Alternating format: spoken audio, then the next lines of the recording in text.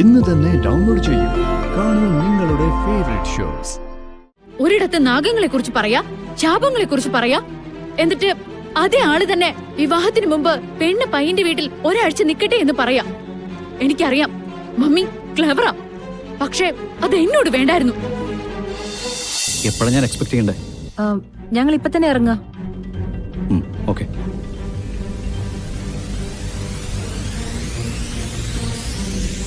എന്താ മമ്മി നവീനെ വിളിച്ചേ? ചില കാര്യങ്ങൾ തീരുമാനിക്കാനുണ്ട്.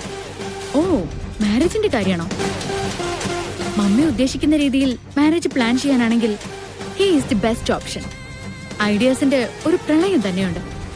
വിവാഹത്തിന്റെ കാര്യം തീരുമാനിക്കാനല്ല, അതിനു മുമ്പ് ചില കാര്യങ്ങൾ കൂടെ മനസ്സിലാക്കാനുണ്ട്. എന്ത് കാര്യങ്ങള്? മമ്മി ഇതെന്ത് ടെസ്റ്റ് പേപ്പറോ? നവീനുള്ള മാർക്ക് ഞാൻ ഇട്ടതല്ലേ, പിന്നെ എന്തിനാ മമ്മി വെറുതെ? ഗാഥ പ്ലീസ് ഗെറ്റ് റെഡി. നമ്മൾ നവീന്റെ ഓഫീസിലേക്ക് പോകുന്നു. ഓക്കെ, ഇവിടുന്ന് അല്പം ഷാർപ്പായിട്ട് കൊണ്ടുപോയാലും ഞാൻ എത്തുന്നത് എന്റെ ഹസ്ബൻഡിന്റെ ഓഫീസിലേക്കല്ലേ. ഞാനേ ഇപ്പൊ റെഡി ആയിട്ട് വരാം.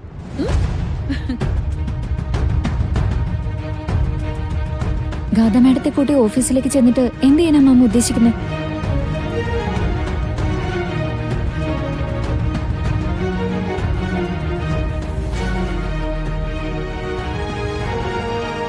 ഒരു മാർഗം ഞാൻ കണ്ടിട്ടുണ്ട്, അത് നോക്കാം.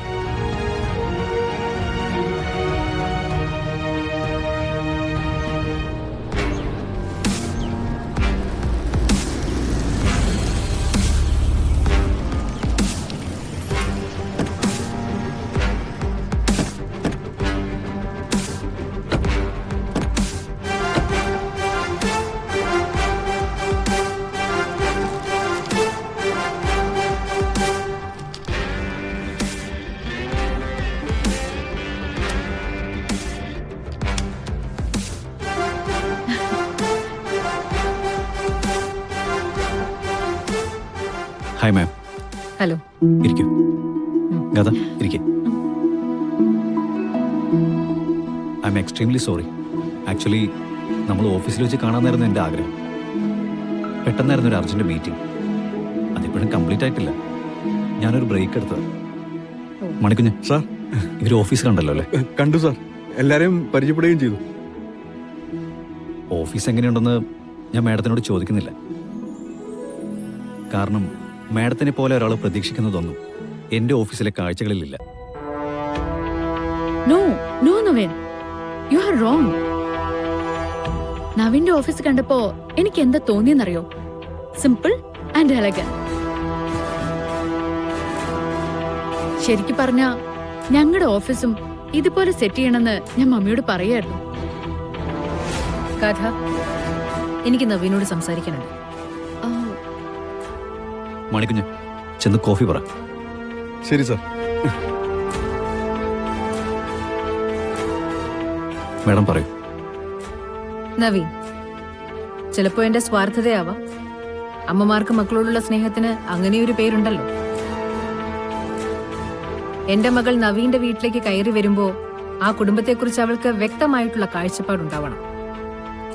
നവീനോട് മാത്രമല്ല, ആ കുടുംബത്തിലുള്ളവരോട് മുഴുവനും അവള് പൊരുത്തപ്പെട്ടു പോവെന്ന് എനിക്കറിയണം.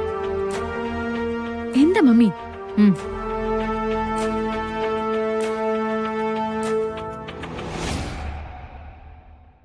ഒരു വിവാഹമാവുമ്പോ ഇരുഭാഗത്തുനിന്നും ഡിമാൻഡ്സ് ഒക്കെ ഉണ്ടാവുമല്ലോ. ഉണ്ടാവും, ഞാൻ അതിനൊന്നും എതിരല്ല. മാമിന് പറയാനുള്ളത് കേട്ടിട്ട് നവീൻ അഭിപ്രായം പറയാം. ഗാഥയെ ഞാൻ നിങ്ങളുടെ വീട്ടിലേക്ക് അയക്കുക, വിവാഹത്തിന് മുൻപ്.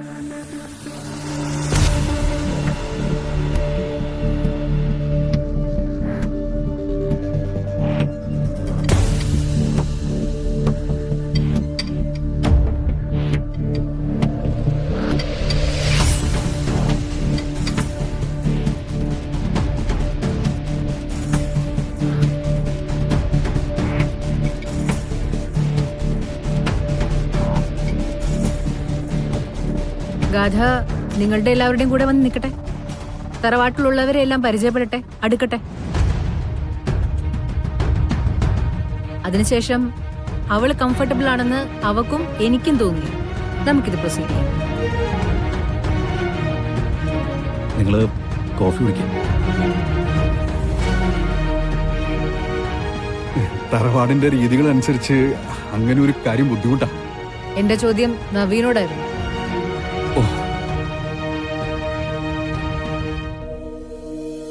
മേഡത്തിന്റെ ഉദ്ദേശം എനിക്ക് പിടികിട്ടി.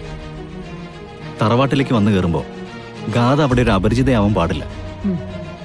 മാണിക്കുഞ്ഞ് പറഞ്ഞത് സത്യമോ? ആചാരങ്ങളും അനുഷ്ഠാനങ്ങളും ഉള്ള ഒരു തറവാടിന് അത് ഉൾക്കൊള്ളാൻ ബുദ്ധിമുട്ടായിരിക്കും. ഈ ആവശ്യങ്ങളെല്ലാം വളരെ വിചിത്രമായിട്ട് അവർക്ക് തോന്നും.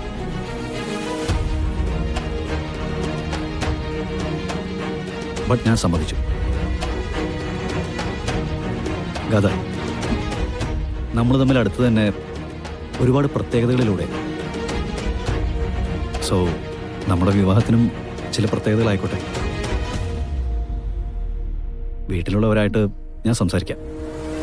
അത് കഴിഞ്ഞ് വിവരം അറിയിക്കാം. ഓക്കെ? ഓക്കെ. തൽക്കാലം ഇത് സാധ്യതകളൊന്നും ഇല്ലാത്തൊരു ഉടമ്പടിയാണ്. ആഫ്റ്റർ ദിസ് നമുക്ക് ഐ ക്യാൻ അണ്ടർസ്റ്റാൻഡ്. ഞാൻ കണ്ട് പരിചയപ്പെട്ട അമ്മമാരിൽ നിന്ന് സിത്താര ശ്രീനിവാസിന് വളരെ വ്യത്യാസമുണ്ട്. But I like it. Okay ma'am.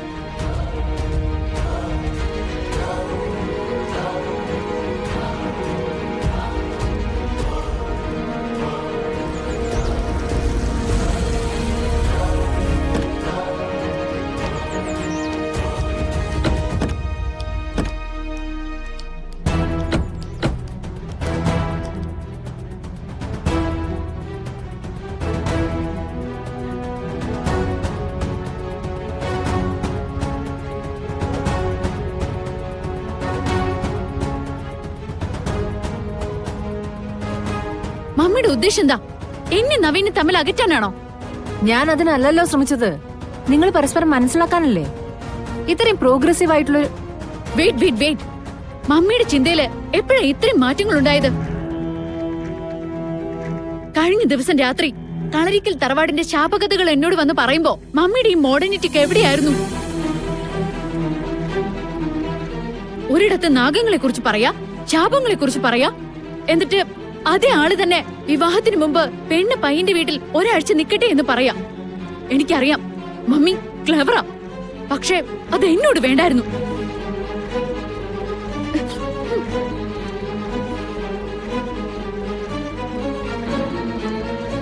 ഇത്രയും കാലം അവൾ എന്റേത് മാത്രമായിരുന്നു. ഇപ്പോ അവൾ എന്നിൽ നിന്ന് അകലാൻ തുടങ്ങിയിരിക്കും. Madam juice. മാഡം